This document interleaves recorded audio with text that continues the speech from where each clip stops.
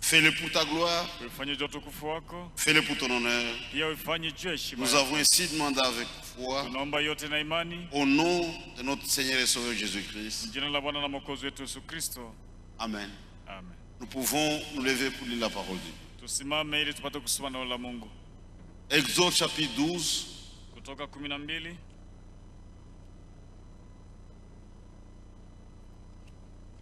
Nous lisons seulement le verset 5. Mais je vous ai demandé de lire jusqu'au verset 36 à la maison. Ça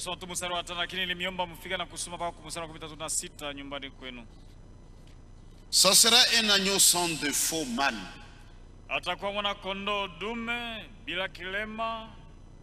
Que le Seigneur puisse bénir la lecture de sa parole.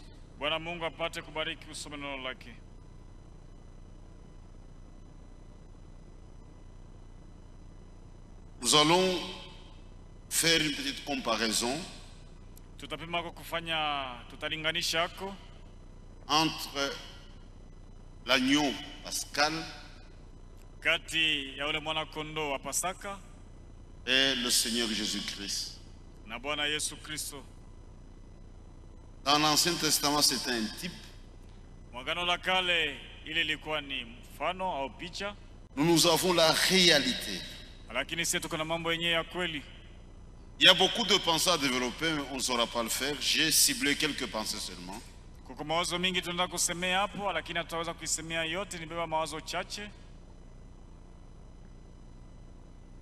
Parce que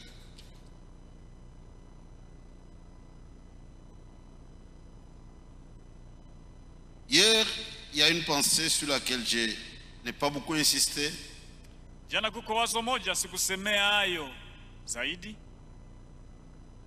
L'institution du repas de la Pâque eut lieu juste avant la libération d'Israël et sa sortie d'Égypte.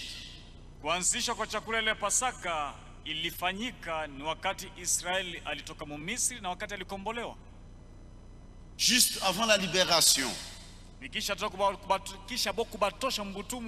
Juste avant sa sortie d'Égypte. Le repas du Seigneur, notre repas, a été célébré pendant le repas de la Pâque. Juste avant la crucifixion. Ainsi, juste avant la rédemption de l'Église, c'est la même chose.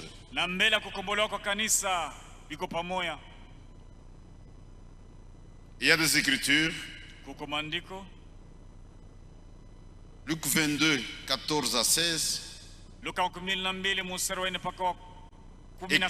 Et quand l'heure fut venue, il s'est mis à table et les 12 apôtres avec lui. Il leur dit: je fort désiré de manger cette Pâque avec vous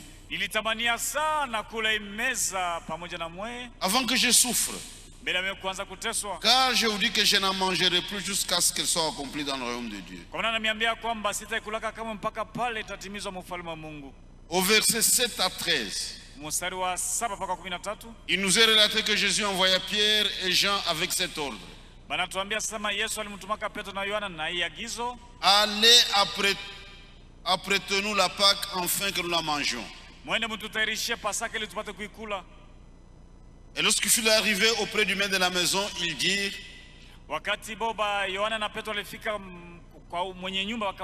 le maître te dit, où est le logis où je mangerai la Pâque avec mes disciples?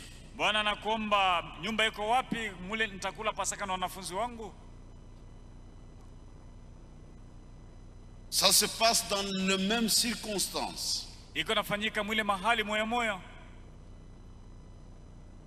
Le sacrifice de l'agneau pascal. Pour Israël, c'était juste avant la libération et sa sortie d'Égypte. Nous, c'est juste avant la crucifixion, c'est-à-dire avant la rédemption de l'Église.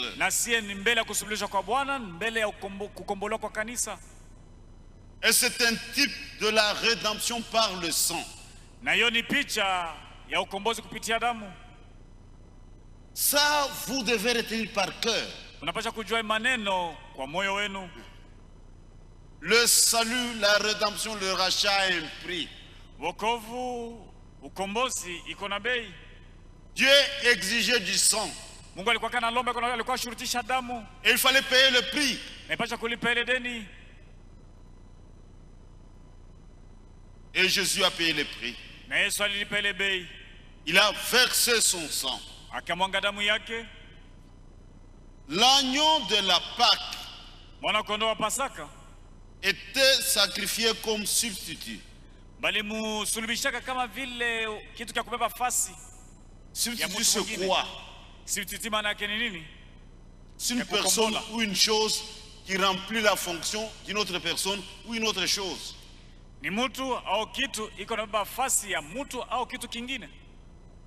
Tout au long de l'Ancien Testament, kadiri ya Agano lote la Kale, l'animal de sacrifice, l'agneau, nyama ule alikuwa anatolea sadaka mwenye kwa mwana kondoo, jouait le rôle de substitut.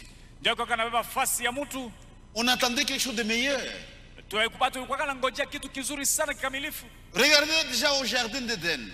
Muone tangia kubustani ya Eden. Quand le péché est entré, wakati dhambi iliingiaka, Adam a essayé avec la religion de feuilles de figuier. Adamu alipimako na ile dini ya mayani ya mtini. Mais ça n'a jamais marché. Lakini hakumsaidia kukitu. Il devait tout le temps changer, s'assécher. Alipaswa kwanza kubadilisha mayani kwa maana ilikuwa nakauka. Quand Dieu descend lui, wakati Mungu alikuwa anashuka, il a montré au monde que le péché est réglé par le sang. Alionyesha watu asema mambo ya dhambi jibu yao ni damu. Il a tué un agneau. Akachinja mwana kondoo. Le sang a coulé. Na damu ikavuja. Il a pris la peau de l'agneau, il a vêtu Adam et sa femme. Akabeba ngozi ya mwana kondoo ndio akamvika Adamu na mke wake. Ça ne peut pas se régler autrement. Hakuna namna kupata jibu juu ya dhambi namna nyingine. Et dans tout l'Ancien Testament, il y avait l'agneau qui était sacrifié comme substitut. Na Agano lote la Kale walikuwa wanatolea mwana kondoo kama vile wa kubeba nafasi ya mtenda dhambi. Et ça doit être un agneau mâle. Na wale mwana kondoo wa sadaka alipaswa kuwa dume, sans défaut. Alipaswa kuwa bila kilema. Avant de le sacrifier, mbele ya kumtolea, vous devez vérifier qu'il est sans défaut. Unapaswa kumwangalia mzuri sana kama hana kilema. Un animal avec défaut était écarté du sacrifice. Nyama wote wa kilema abakuwa anamtolea kama vile sadaka.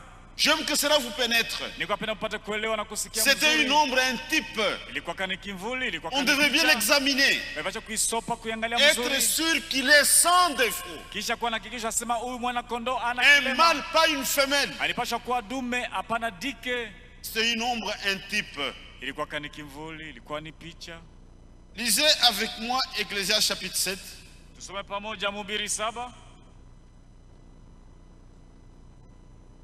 Il y avait des types, des ombres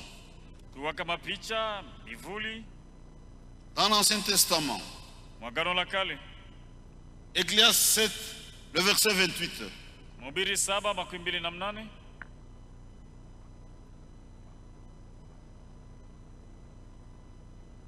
C'est Salomon qui parle. Voici ce que mon âme cherche encore et je n'ai point trouvé. J'ai trouvé un homme entre 1000, mais je n'ai pas trouvé une femme entre elles toutes.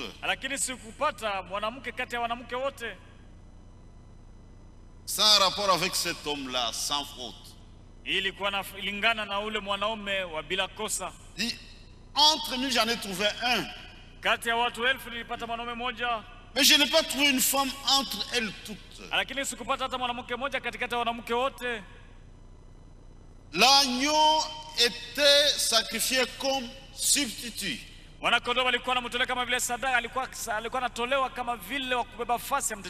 jouait un rôle en attendant. Un jour, le véritable agneau est venu sur cette terre. Notre Seigneur Jésus-Christ. En tant qu'agneau, il devait naître à l'étable. Les agneaux ne naissent pas à la maternité. Comprenez pourquoi il devait naître à l'étable.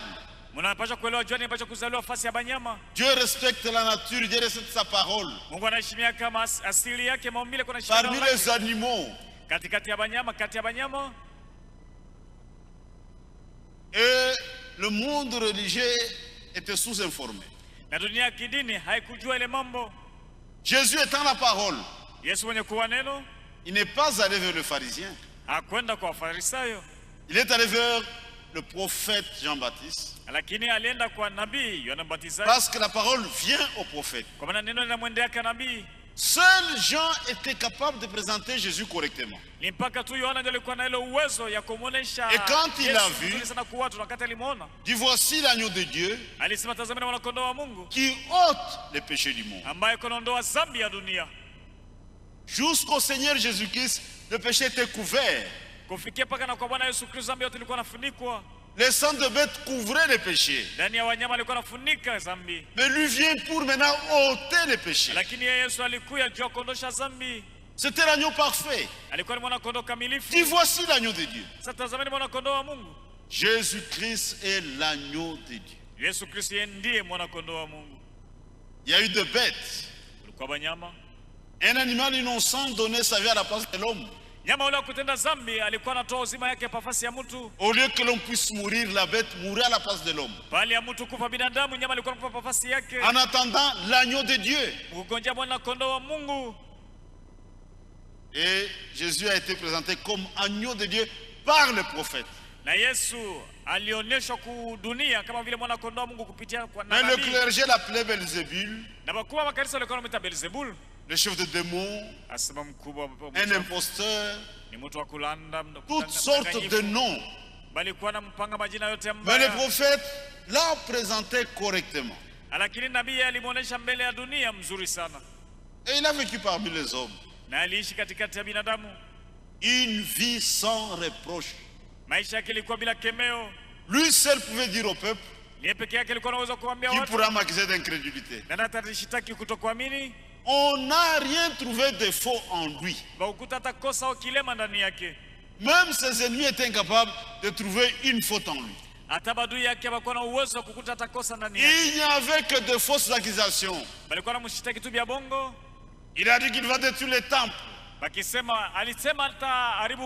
lui va le rebâtir en 3 jours. Des mensonges sur mensonges. Et il ne se défendait jamais devant un mensonge. Il était seulement silencieux. Dit: qui pourra me convaincre de péché? Une vie sans reproche. Un agneau mâle sans défaut. Même lors de l'accusation, Pilate a souffert. Sa femme lui rend témoignage: mon mari, qu'il n'y ait rien entre toi et c'est juste. J'ai beaucoup souffert cette nuit en songe.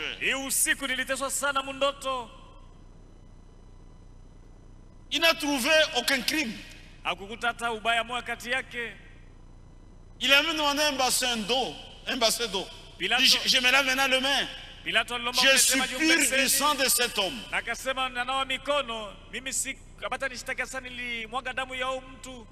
Maintenant regardez Pilate avant de le livrer. Nous sommes dans Jean 19. Comment il parle? Jean 19. Versets 4 et 5. Jésus sortant portant la couronne d'épines et le manteau de pourpre. Commençons verset 4. Pilate sortit de nouveau et dit aux Juifs: voici, je vous l'amène dehors, afin que vous sachiez que je ne trouve en lui aucun crime. L'agneau mâle sans défaut. Jésus sorta donc portant la couronne d'épines et le manteau de pourpre. Pilate leur dit: voici l'homme. Mais ils n'ont pas fait attention. L'homme dont cherchait Salomon.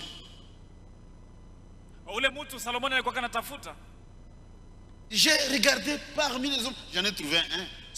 Mais parmi toutes les femmes, aucune. Maintenant, en livrant Jésus, Pilate dit, voici l'homme dont Salomon a parlé. Dis, voici l'homme.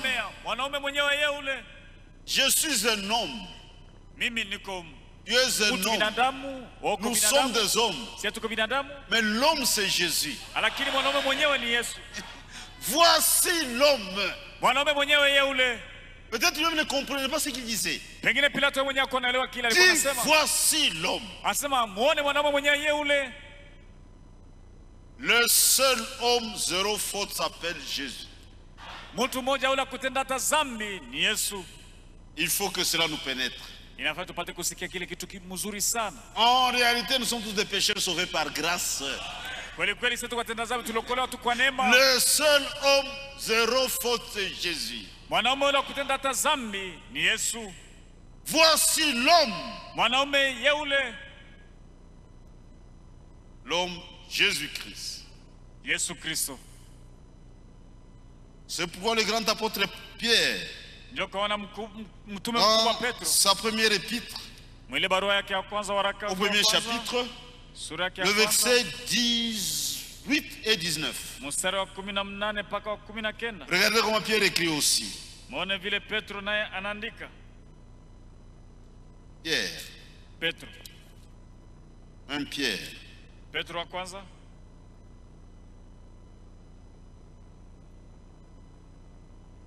18.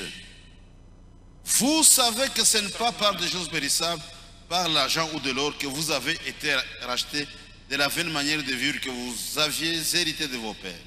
Mnajua kwamba haiko kupitia vitu vya kuharibika, haiko kupitia dhahabu au fedha ambayo ndio mlikombolewa kutoka ile mwenendo wenu wa kuishi ambaye nyinyi mlirithi kwa baba yenu. Mais par le sang précieux de Christ.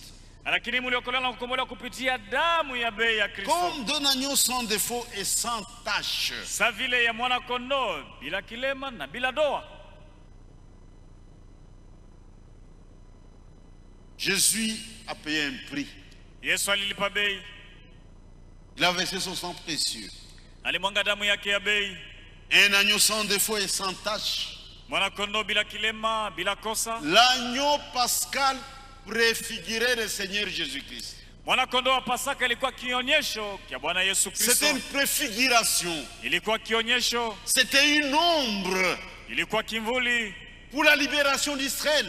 Il fallait sacrifier l'agneau. Moïse était là avec son message, avec ce miracle. Pour la libération, il fallait sacrifier l'agneau pascal. Pour la rédemption de l'Église, il faut le sang de Jésus-Christ. Jésus a payé un prix. Il nous a racheté à un prix. C'est son sang. Regardez même dans le livre de l'Apocalypse, au chapitre 5. Il est parlé du livre de la rédemption.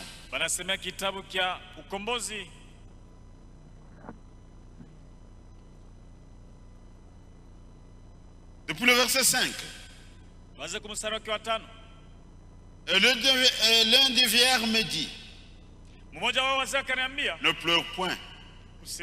Le lion de la tribu de Juda, le retour de David, a vaincu pour ouvrir les livres et ses sceaux. Le